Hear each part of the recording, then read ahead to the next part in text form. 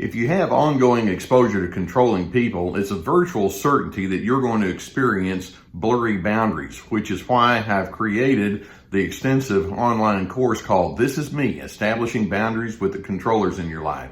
There's a link below that will give you all of the details, and I hope that you would find it therapeutic.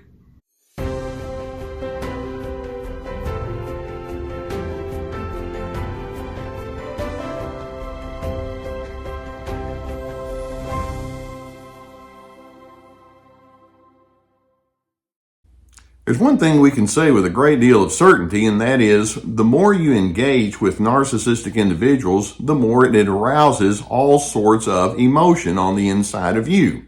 Let's keep in mind that narcissists, by definition, bring a great deal of psychopathology into the relationship with you. They have an unnatural need to be in control over you. They don't want you to have any freedom other than to filtering your thoughts through their ways. They're very self-absorbed. They're self-centered and self-enamored, which means they don't really care about you. It's all about them. They can be highly manipulative and exploitive. They must be in the superior position. You cannot talk common sense with them because it's all about their agenda.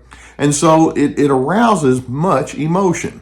Now, one of the emotions that narcissists actually want to see in you is fear. Many of them actually take it as a badge of distinction when they realize that other people are afraid of them. It's kind of like, yeah, I really am a force to be reckoned with, and don't you forget it. So the question is, should you fear a narcissist? Well, let's keep in mind that fear ultimately is based on the lack of trust. And we can say with a great deal of confidence, given all those ingredients that I just mentioned about narcissists, they're not trustworthy individuals. And so sometimes the answer is yes, you should fear that narcissist. Other times the answer is no, and we're going to get to that in a few minutes. But let's keep in mind that because of their lack of trustworthiness, you want to have a healthy regard for what they're capable of doing. Narcissists can lie easily. They can say one thing and then do another. You just never quite know where you stand with these individuals. They definitely don't have any feelings of protection toward you, but they do have destructive thoughts and feelings toward you. You need to fear that.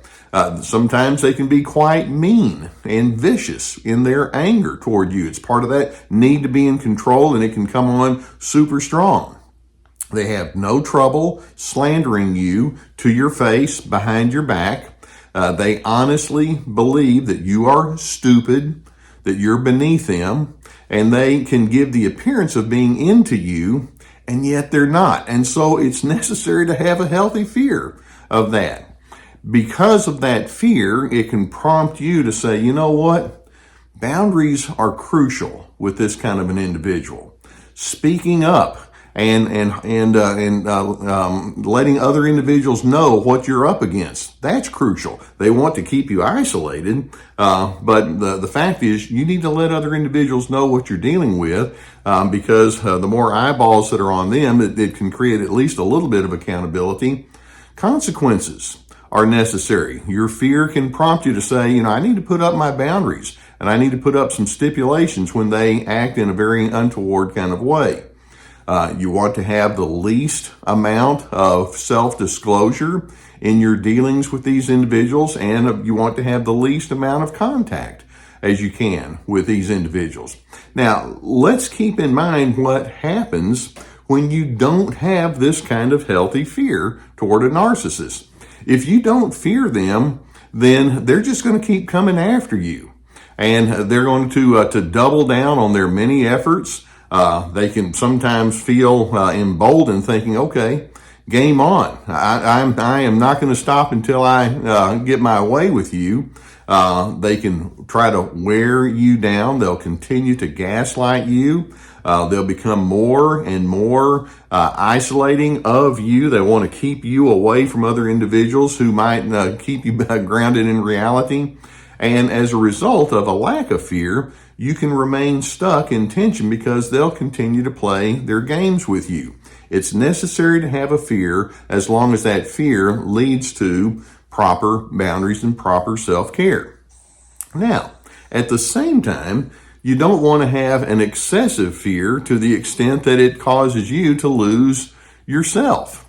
There are times when you'll need to think, well, I have a fear in the sense that they're not trustworthy and we need to have accountability, but there's just some things about that narcissist I don't want to be afraid of. Let's keep in mind that narcissism itself is built upon a fear-based way of living. Narcissists are living behind a false self. They concluded a long time ago that they can't afford to be authentic. They can't afford to be honest about themselves toward other individuals. They're in constant cover-up. That's their fear.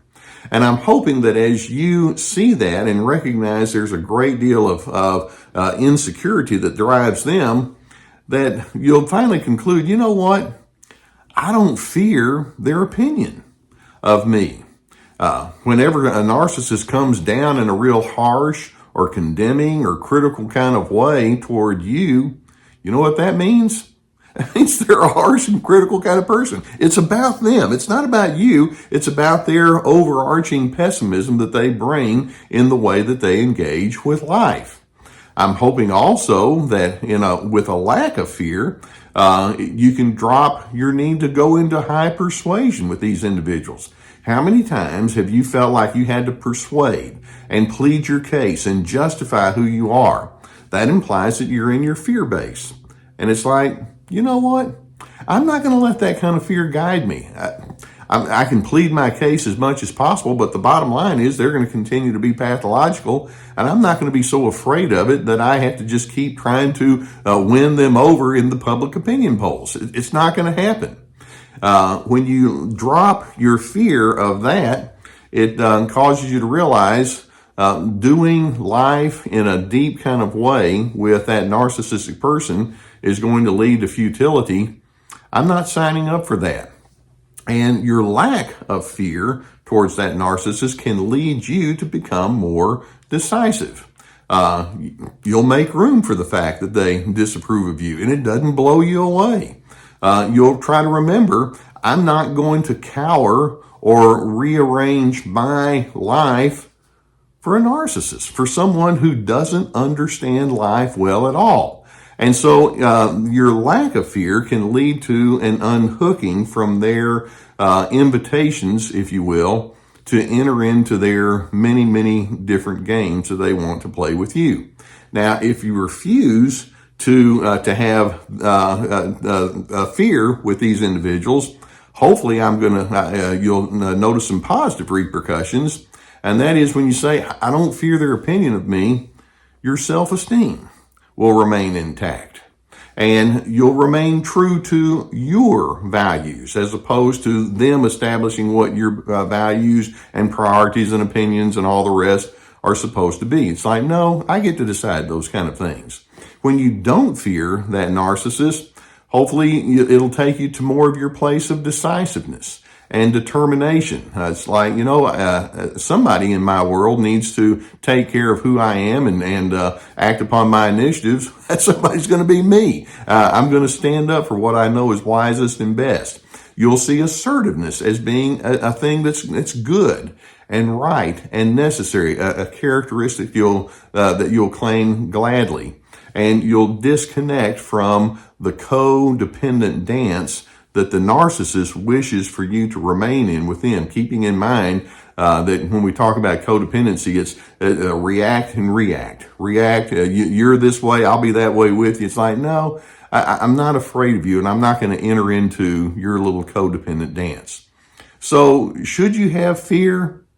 Yes and no. What happens when you don't have fear? If you don't have a healthy fear, then they can just keep coming at you. But if you do let go of the unhealthy fear, then it leads to you anchoring down in your own self-esteem. Keeping in mind, emotions can be two-sided. There's a plus and there's a minus to each one.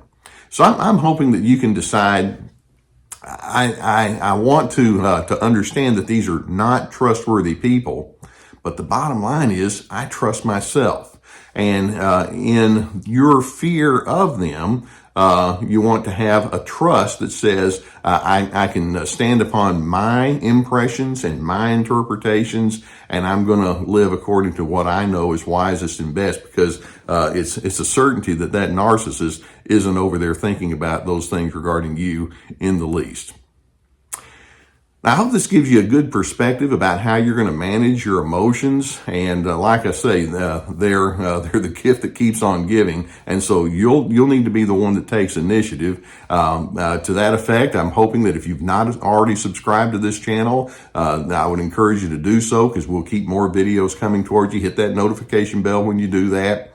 If you have a need for therapy, and many times as you try to unpack your reactions to these kind of people, that would be something that you would recognize is good and necessary. We have a sponsor. There's a link below that can take you to a whole team of online therapists that can assist you in doing this, and you can select somebody that you believe would be able to help you in that regard. I strongly encourage that if the need is there. Also, I've put a lot of work into making courses, and these are very extensive courses. They're kind of an online classroom, if you will, where we have multiple videos and teaching materials written along with it, along with questions that go with each lesson. And so there are many of those, and I would encourage you to seek out This Is Me, free to be, and then we're going to have other courses that are going to be coming along in this calendar year. And so avail yourself to that. Excuse me. And we also have books and other kinds of resources below. You know, narcissists want you to remain stuck in your fear. I want you to have a healthy fear, but I also want you to walk away from the unhealthy fear that they try to instill in you. And in doing so, it can lead you to be a person of steadiness, and especially it can lead you to become a person who lives in peace. They don't want you to have peace, but I'm hoping you can find your peace.